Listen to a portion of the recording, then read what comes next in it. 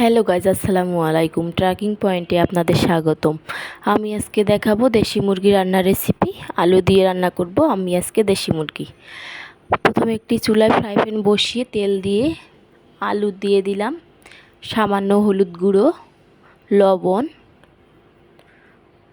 কিছুক্ষণ ভেজে নেব হালকা করে।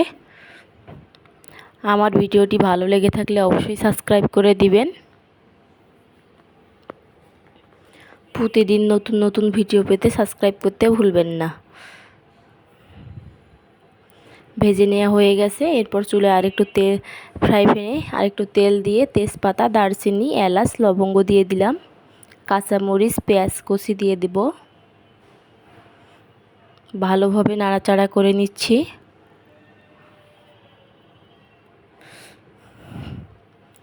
ভাজা ভাজা করে নিয়েছি। এরপর পেঁয়াজ, রসুন, জিরা বাটা দিয়ে দিলাম।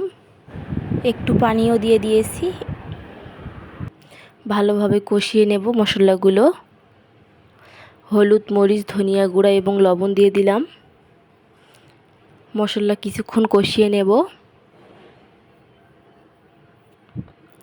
আমার ভিডিওটি কে কোথা থেকে দেখছেন অবশ্যই কমেন্ট করে জানাতে ভুলবেন না।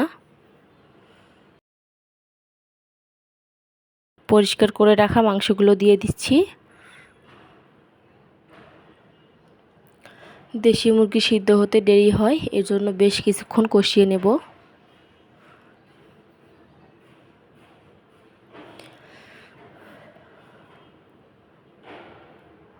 এবার ঝোলের জন্য গরম পানি দিয়ে দেব। আমার রান্নার রেসিপিটি কে কোথা থেকে দেখছেন কমেন্ট করে জানাতে ভুলবেন না।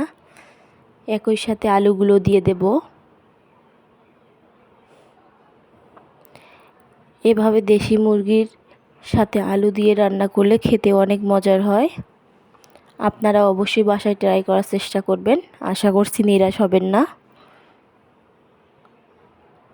ঢাকনা খুলে আবারও ভালো করে নাড়াচাড়া করে নিলাম। গরম মশলা গুঁড়ো দিয়ে দিচ্ছি।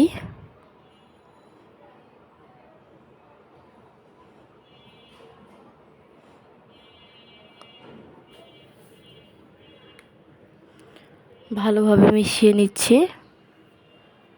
এবার চুলা থেকে নামিয়ে নেব।